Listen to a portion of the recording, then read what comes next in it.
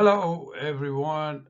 We will continue discussion of perfectly competitive market. Is a market that we assume there is numerous buyers and sellers in the market and no one can control the price. They're all price taker. As you recall from a previous chapter, assumption that firms trying to maximize their profit. And in that, we find out the quantity that maximize their profit should be lie where marginal cost equal to marginal revenue. And let's go on with this here. Again, this is chapter 14 on Mankiw Principle of Economics, but I want you all to study chapter 8 in your textbook that is posted on Canvas. Okay.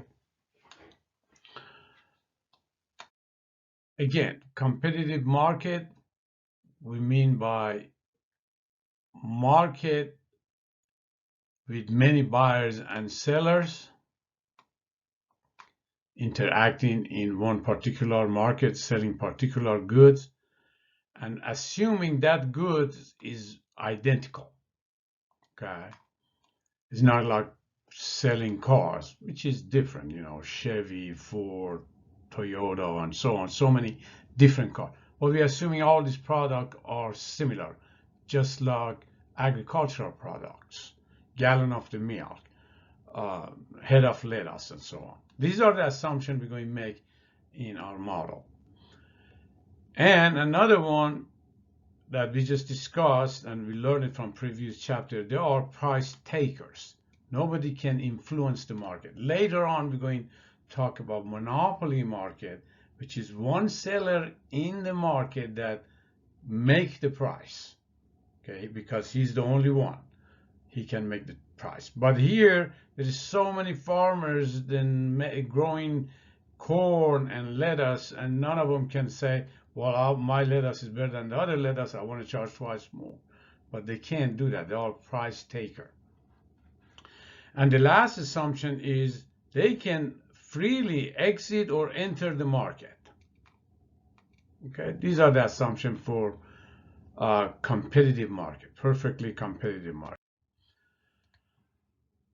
Firm with the competitive market tries to maximize their profit. We just established that in previous chapter also.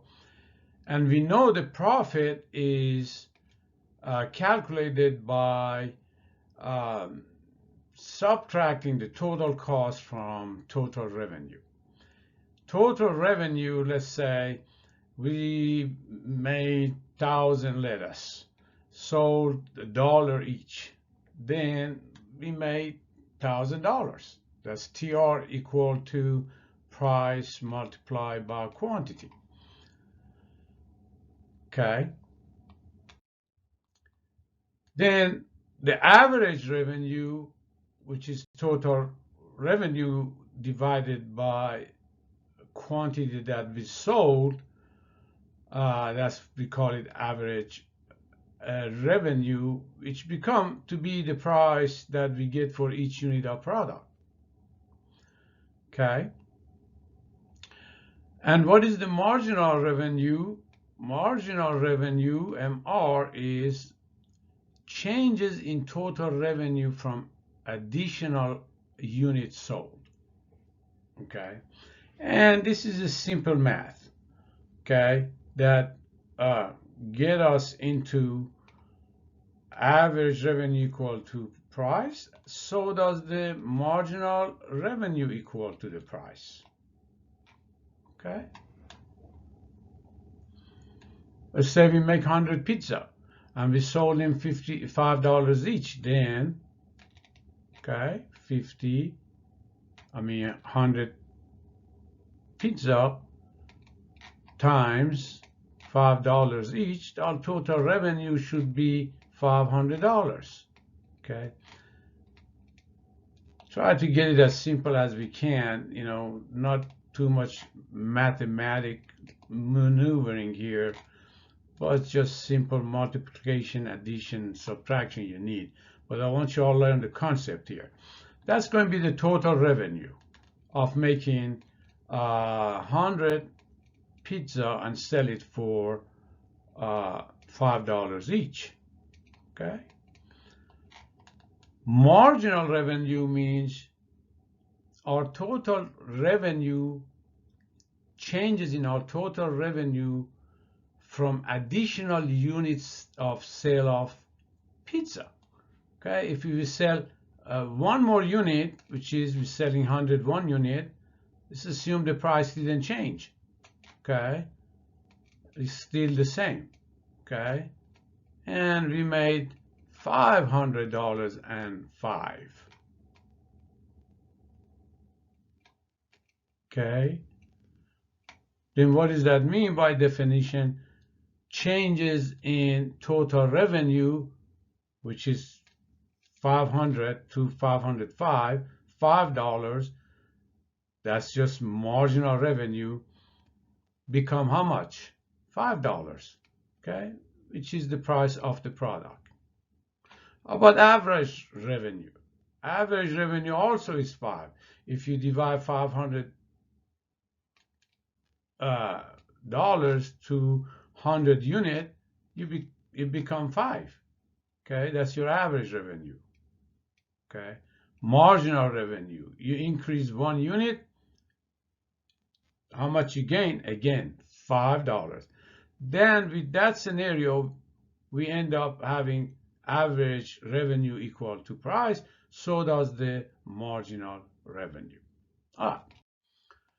This table here kind of give you all the calculation here. Okay, let's say we made 1 gallon of milk. The price was $6. Then total revenue on column 3 become $6. Average revenue, how do you calculate that? Divide column 3 by column 1 by unit, quantity produced. Okay, and it becomes 6. And marginal revenue is, well, not here 0 because we jump from 0 to 6. Let's say we make 2 gallons of milk. Again, each one of them sold the same. Okay, all the same. That's the competitive market. Okay, price doesn't change. It's the same. We are price taker. Okay, we cannot make the price higher than what market is asking for.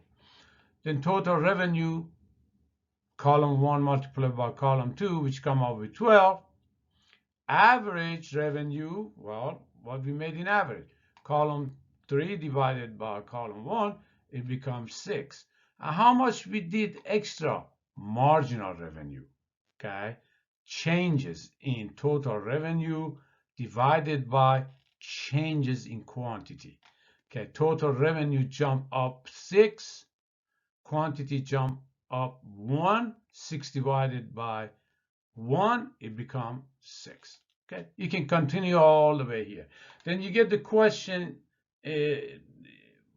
missing some of this point on row or column, then you can plug it in. But you know basically how to calculate this table here. Let's go on next slide. Profit maximization. We want to see how much quantity a firm in competitive markets should produce to maximize its profit. Okay, produce quantity where total revenue minus total cost is the greatest. Compare the marginal revenue with the marginal cost. Okay, if the marginal revenue is greater than marginal cost, we increase the production. If marginal revenue is smaller than marginal cost, we decrease the production. Okay, here we're talking about the cost function that we touched on it in the previous chapter. Maximize profit, just remember that where? marginal revenue is become equal to marginal cost. We're going to see this later on. But this is the threshold where the firm maximizes profit. Okay, marginal revenue should be equal to marginal cost. What it means, I'm not going to spend another $6, which is my marginal cost, to gain $4. Okay, that's not rational. I increase my product as long as marginal cost is less than marginal revenue. Okay, but when become equal, that's the threshold. That's where that quantity maximize the firm's profit. And this table here again shows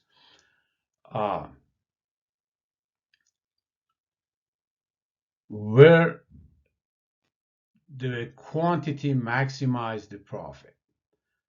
If you look at marginal revenue, we already saw it in previous chapters. We got quantity, we got total revenue, okay? We got total cost. The price is still the same, okay? The price is still $6 per gallon, right? The only thing changed here is our cost, okay? Let's say we have a fixed cost of $3. If we produce anything, nothing, no revenue, zero, we still spend $3 for our fixed cost. Okay, something that we have to set up our business, whatever it is, and is going to be there for a while, long term, fixed cost. Okay. Then if we don't produce nothing, which means our profit is -3. We already spent it $3 per unit. Okay, is negative. All right. Let's assume we make 1 unit now. Okay, and we sell it for $6 each. Then now we gain $6, right? And let's say our total cost is go up to $5. Okay, that $3 plus $2 extra for variable costs and so on, and 6 minus 5, we end up with $1 profit. Okay. How do we calculate the marginal cost? On column 6, changes in total cost divided by changes in quantity, which means our total cost went up from $3 to $5 when our quantity went up from 0 to 1. 1 quantity extra, it cost us $2 extra. Then marginal cost, which is $2, and is less than our marginal revenue. How much our marginal revenue went up? Under column 5. Okay, we just sold 1 unit, which was $6. We went from 0 to 6 total revenue, we jumped $6, but how much extra we did spend? Just $2. Then this is good. We continue adding up. Okay, we go to second unit. Okay, we go to second unit here. Same scenario, right? We sold it for $6 each. We made $12. Okay, how much extra we did make? The total cost now, our total cost now is about $8. We spent extra $3. Okay, but extra $3, 8 minus 5. That's going to be our marginal cost. Okay, well, how much extra did we make? $6. Okay, still we continue because changes in profit, we still make profit. It was $4, now it's $3. Okay, 6 minus 3.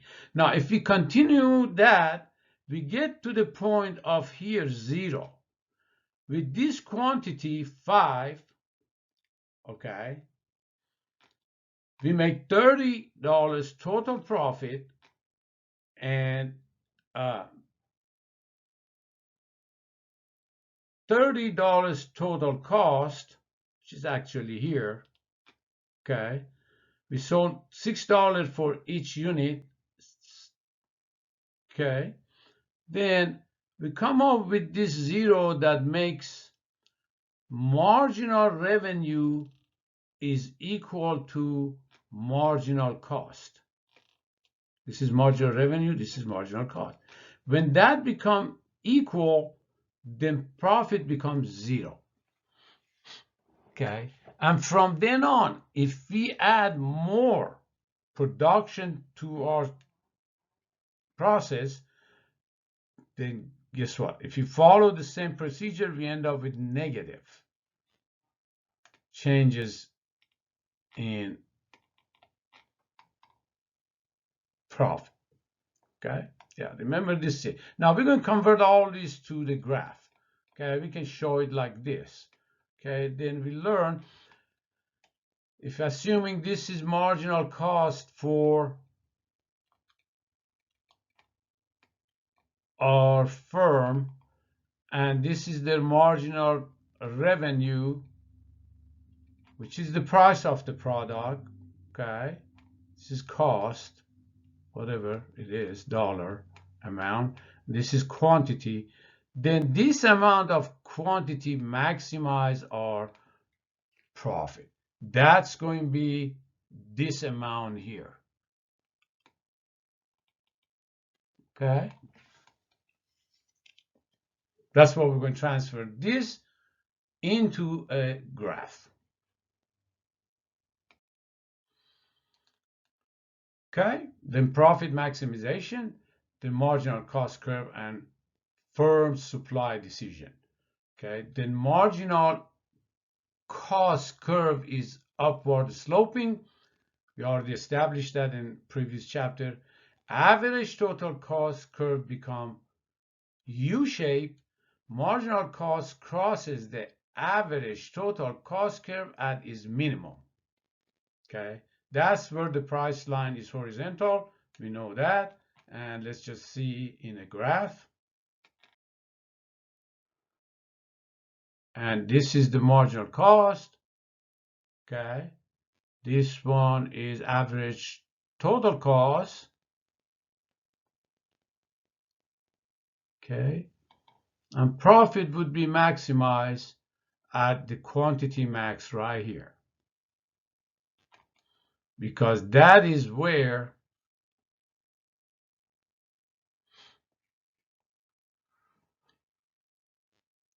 marginal revenue, which is here, because we are price taker, and marginal cost is here also.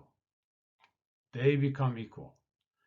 Up to here, we can maximize. Anything more than that, it decreases our profit. Anything less than that, it decreases our profit.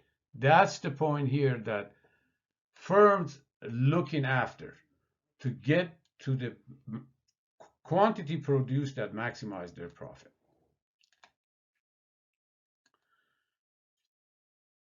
Then, as we saw it, the rule of profit maximization would be if the marginal revenue, which is the price of product, is greater than marginal cost, then we continue to increase the output. Vice versa, if marginal cost is greater than marginal revenue, we decrease the output and we maximize the profit at this point here, where MR is equal to MC. Marginal cost curve determines the quantity of a good that firm is willing to supply at any price. Okay, and that would be a supply curve. Marginal cost curve would be is supply curve.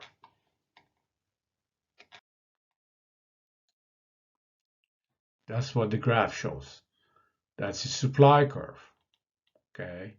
If the prices changes going up and down, that determine the quantity that that firm should produce to maximize its profit. Okay. Here we don't have the price or marginal revenue. Let's assume the price is here. Then this quantity maximize the firm, whatever it is, profit. Let's say prices drop to here. That quantity is the maximizes profit. Okay. Now we're going to see if that comes below the cost of the total cost of a firm, how he's going to react to that one. Is he continue to survive, or is he going to shut down, or is going to just shut down for a while, wait, or is completely exit and close it down in the short run, in the long run, and so on. But the threshold here, just remember, marginal cost should be equal to marginal revenue. Okay, that quantity that maximize their profit. Shutdown. In the short run, decision not to produce anything in the short run. Well, it depends on the product. Let's say restaurant shut down for one week or so, or one day, for this reason we're going to talk about. Or Six Flags shut down for winter. They don't exit. They don't, exit at all. But they shut it down for this reason we're going to talk about, right? During a specific period of time, they do not produce anything. Because of the current market condition, firm still has to pay fixed cost. Okay? Yeah, Six Flags doesn't close down completely in the winter because there's a lot of fixed cost involved to building the Six Flags or any other industry that they have a lot of, sunk cost, we call it, to create it. Then it started using variable costs in daily basis, like they're paying their laborers or, whatever, electricity or so on, whatever we call it, variable cost to keep it going. They shut it down if those variable costs that they incur every day does not cover what they bring it in. Okay, but they bring enough to pay for the fixed costs for part of it. But if for a while, in a longer period, it keep coming below their average total cost, which including the fixed cost, they have to exit. Okay. Then shutdown is firm still has to pay the fixed cost. Exit means long run decision to leave the market, and firm does not have to pay any cost. Okay, let's look at it here. The firm's short run decision to shut down, okay, total revenue, variable cost, okay, total variable cost. Firm decision shut down if total revenue is less than variable cost, okay, or average variable cost would be the price when the market reward them, okay. That should be here, total variable cost, or whatever it takes to run the business in a short run. If that becomes greater than total revenue, okay,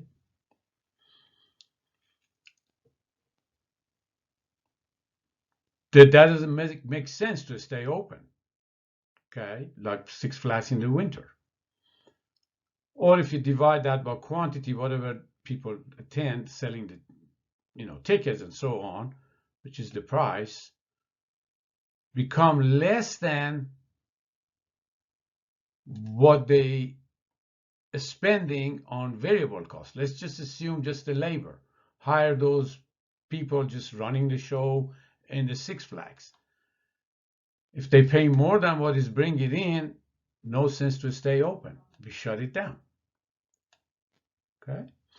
Then, in that regard, competitive firm short-run supply curve is a portion of its marginal cost curve that lies above average variable cost with this.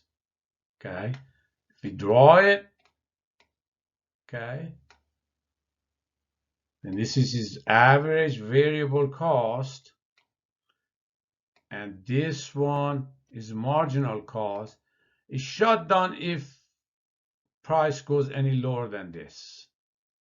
Okay, it continue if the price it goes higher. That's the marginal cost above the average variable cost. Okay, we're going to see it in a better graph here. Okay. Then, in the short run, the firm produces on the marginal cost curve if the price he's getting is greater than his average cost. This is the average variable cost curve. If the price here, well, he's still doing it. Is here, is doing it. If it's between, is greater than here, is doing it. He make more profit. Okay, but here he loses money. He still loses money. But part of the money that he make, because the price is greater than the average variable cost, he can cover some of his fixed cost. Paying for mortgages in Six Flags or whatever debt they have, for equipment and so on, they still cover some of it. Okay.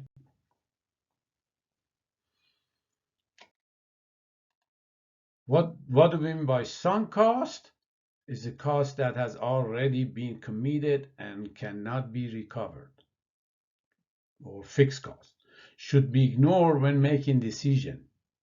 Do not cry over spilled milk. That's a phrase you all probably heard of it. Okay, the milk spilled and that's it. You can't recover it. Let bygones be bygones. Whatever has happened in the past, whatever money you spent to get your degree and so on is done. You can't recover that. Okay. In the short run, fixed cost or sunk cost. Okay. That's what we mean by sunk cost.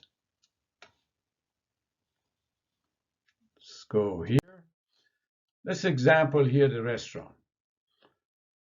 They stay open for lunch? Well, they do have fixed cost, which is not relevant. It's a sunk cost. They already spent money, bought all those furniture and building and so on. But how about the variable cost? The money they pay for employees running the place, buying the ingredients to serve the customers. They shut it down if revenue from lunch is less than variable cost. Okay, or we can get the average of it. Okay, whatever on average they get $10 per meal, and if they make $12 per meal or up to $11 per meal, then they'll stay open. Okay.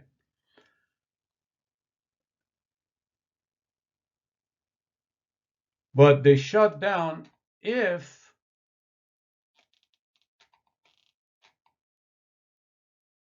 they get $8 and on variable cost pay the workers and ingredients, all that cost them $10. Okay, that's where marginal costs exceed marginal revenue. Okay, then they shut it down.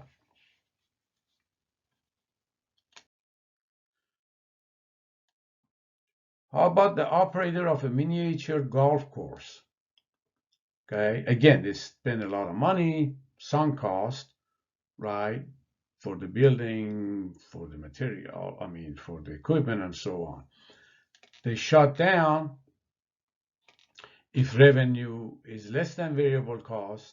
They stay open if revenue is greater than variable cost. But how about if they shut down for a while, the revenue doesn't catch up with the variable cost? Okay, they keep shutting down. They keep shutting down. Then you get to the point in the long run, they have to close it. No more business. We're going to talk about that. Exit. Okay.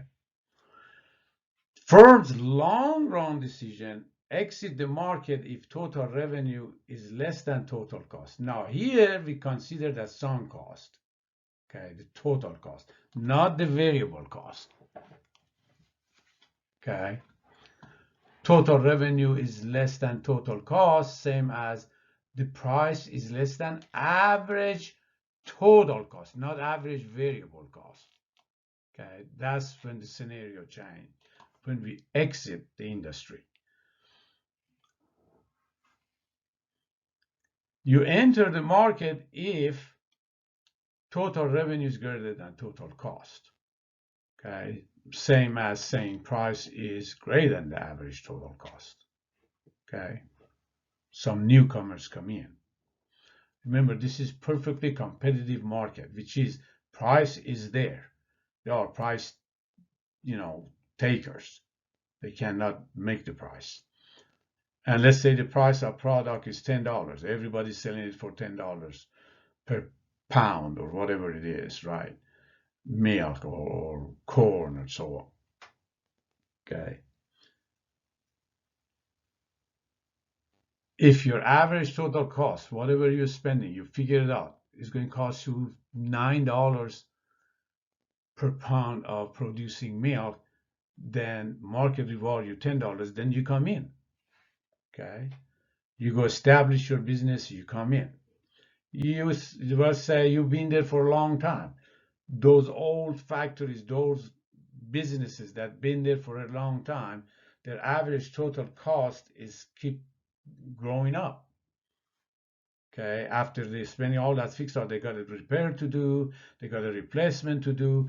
They figure those things up and they cannot catch up with the market price that reward them. Then exit. Okay, again, exit and enter the market. That's the threshold. Okay, price less than average total cost, we exit. Price greater than average total cost, we enter. Competitive firms' long-run supply curve, then, it be the portion of its marginal cost curve above the average total cost. Okay, if I just draw one here, this is the average variable cost because of the fixed cost involved in here, whatever it is. This is the average total cost. Okay. This is that minimum. This one is minimum variable cost. Okay. This quantity is for shutdown. Okay, we wait. And this quantity for exit. Okay, if the price for a long time lower than this price here, firm exit. If the price is lower than here for a few days or so, we wait, we shut down, we come back again. All right, look at this slide. Next one, give you the chart. Okay, this is the shutdown, exit, when the price is less than average variable cost, which is the minimum of this curve here. This can be shown with a little bit maneuvering with algebra and calculus, but we're not going to do that. We just try to show it to you visually and express it in verbal. In the long run, the firm produces on the MC curve, marginal cost curve, if the price is greater than the average variable cost from this and up, but it exit if the price fell below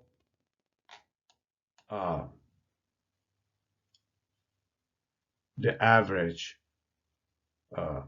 total cost. Okay, which means this quantity here, this is the minimum of the marginal average total cost. It goes up this way, and it goes up this, or it comes down here. But as we increase the quantity, okay, average total cost decreases to the point that become zero decrease. Okay, it doesn't decrease as much. It flattened out. The slope is flat out. Then the slope start increases.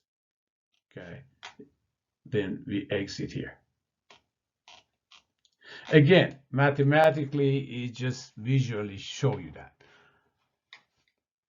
Okay, it could be calculated through equation and derivative and so on. But that's pretty simple expression of this idea that marginal revenue always equal to marginal cost to maximize the profit.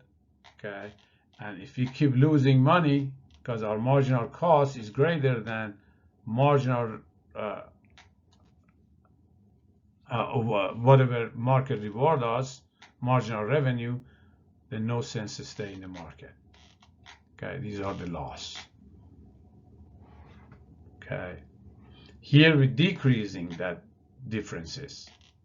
Okay, because marginal cost, we're decreasing marginal cost as we increased it up to here. If you start going up, then we exit. All right. Measuring profit. We already pretty much established this. If price is greater than the average total cost, profit would be total revenue minus total cost, which would be price minus average total cost multiplied by Q. If the price is less than average total cost, we have a loss, okay? Because average total cost is greater than price. At one point when these two are equal, then that's where we have to stop. Okay? And that's how it shows here in the graph. In panel A, the firm with the profit. Okay, remember, average total cost, let's say the price is P here, the red line here. Okay, our cost is right here, average total cost. Okay, our cost is this area here. Okay, total cost. Our revenue is here. We add up this to it. Okay, we add up this area, which is our profit. Okay, if for some reason the prices come lower on panel B, less than this point here, remember that's where we maximize. It becomes less than this, then we have this shaded area as a loss. Okay, then that would be our threshold here, this quantity.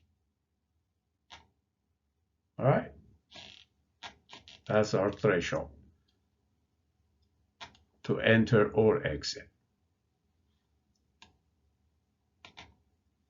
Okay, let me just clear this out for you.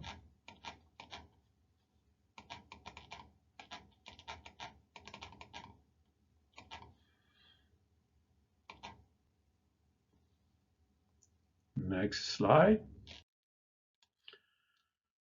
Then again, in short run, market supply with a fixed number of the firms. Number of the firms is fixed. in a short run. Each firm supplies quantity where the marginal revenue, which is the price, equal to marginal cost. If the price goes higher than average variable cost, supply curve is marginal cost curve. The market supply, you add them all up. You know, each individual, they're all the same. They're all producing same good. Add up quantity supply by each firm. Okay. For example, this is the individual firm here. Okay. If the price is $1, he can produce 100 unit. Okay. Let's assume there is 1,000 firms like this. Then how much will going to be the market supply? Okay. Pretty easy, huh? Each one of them do 100 unit of gallon of milk. You multiply by 1,000. If there is 1,000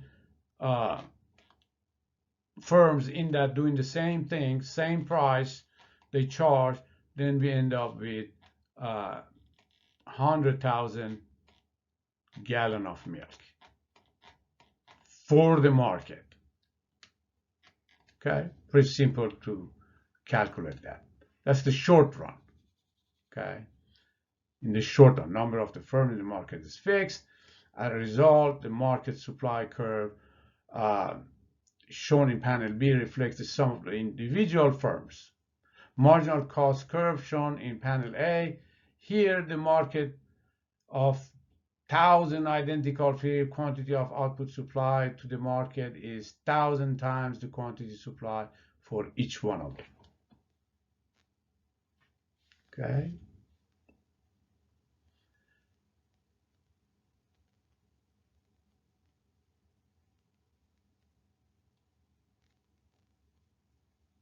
Let's go back to, let's go on to the next. In the long run, firms can enter and exit. Okay.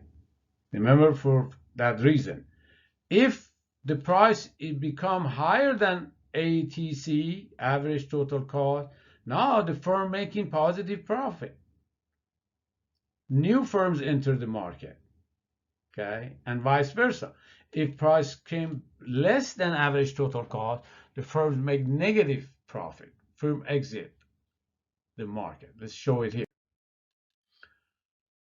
Long run process of entering and exit ends when the firm is still in the market makes zero economic profit.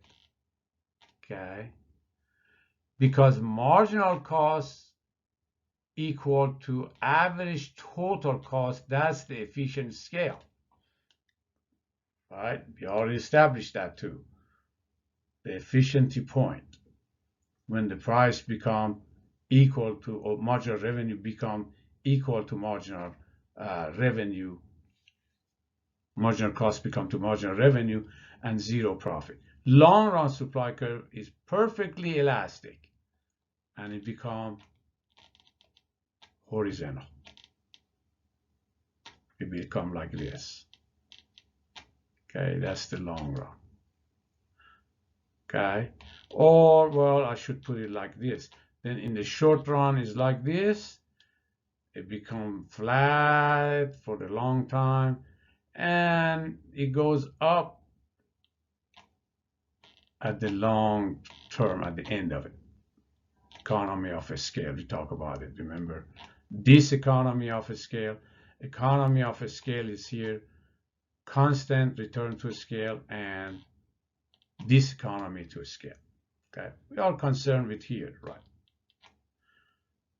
Then if market demand, let's say that this long term here, the market demand $2 per head of lettuce. Okay, 1,000 people are asking for this, they are in. Okay, let's say the demand increases, they bring in, they enter and they exit. If it decreases, they exit. If increases, they enter. Let's look at the next one.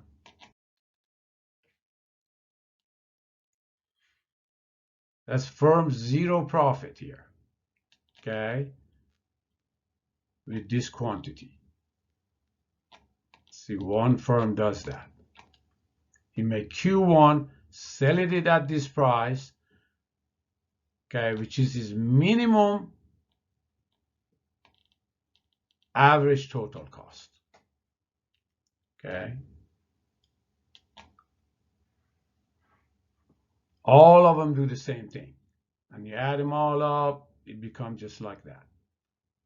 Q1, Q2, it depends on demand for this product. Determine how many of these goods come to the market.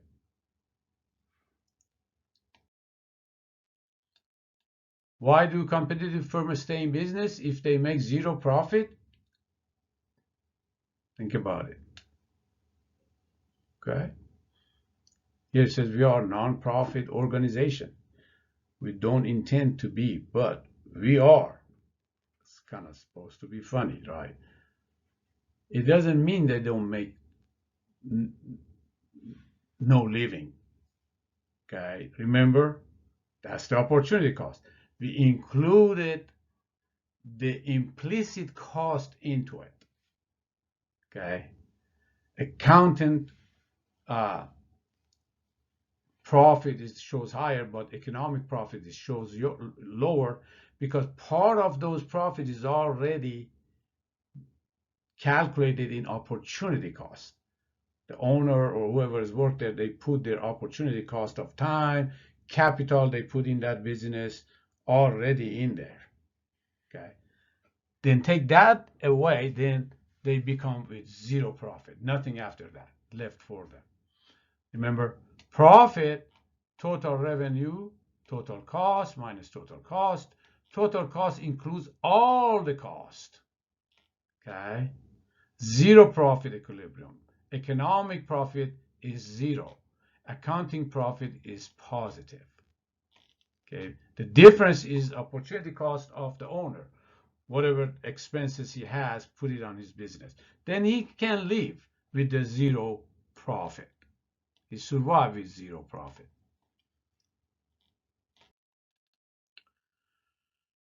Market in the long run, okay?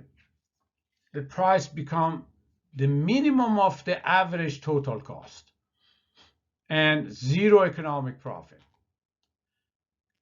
Increase in demand, we already talked about it.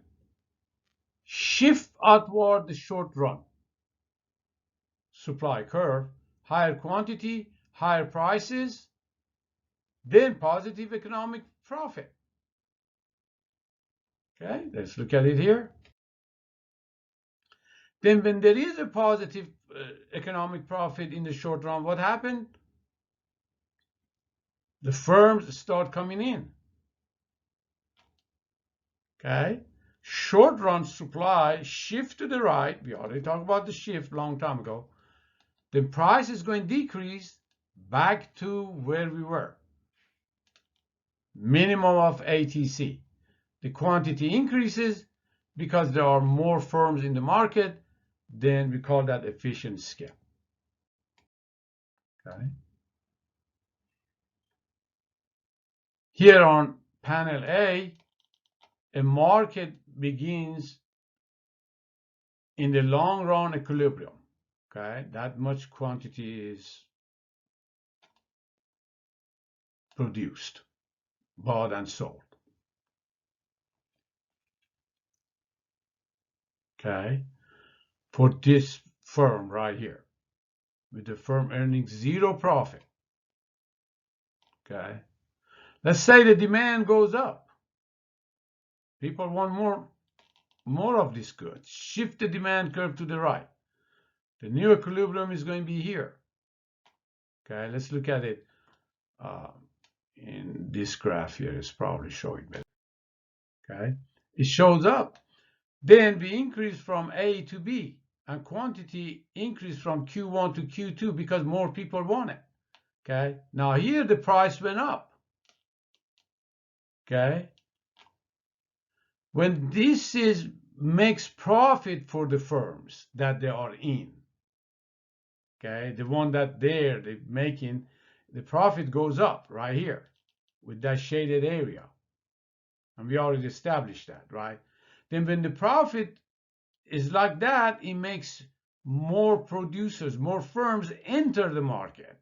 When the more firms enter the market, shift the supply curve to the right. We already talked about it. And it causes the price go back on where it was until it's settled to the same price. This is a long-term, long run equilibrium price for this market. Very competitive market. Okay. Gallon of milk, head of lettuce. Okay. Become a status. But for some reason, if people want more of it, it shifts the demand curve to the right. Then more profit, the existing firm doing it, and it causes entry for the newcomers, shift the supply curve to the right, and it makes more profit goes down. Okay, just like this here. Okay, when the profit induce entry, supply increases, and which means shift to the right. And when that happens, price fall, and then restoring long run equilibrium. Okay, for the firm right here. Okay. All right.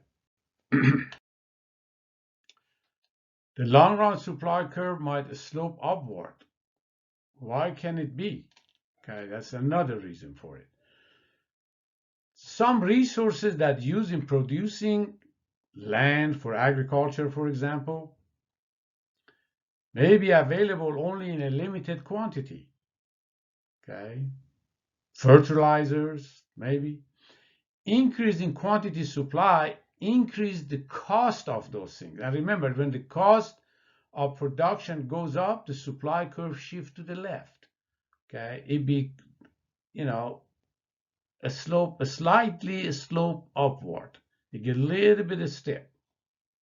Okay, it no longer is going to be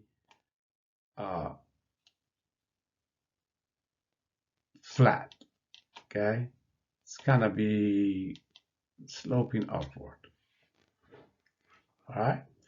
Then firm may have different costs. Some firm earn profit even in the long run. Okay, long run supply curve more elastic than the short run.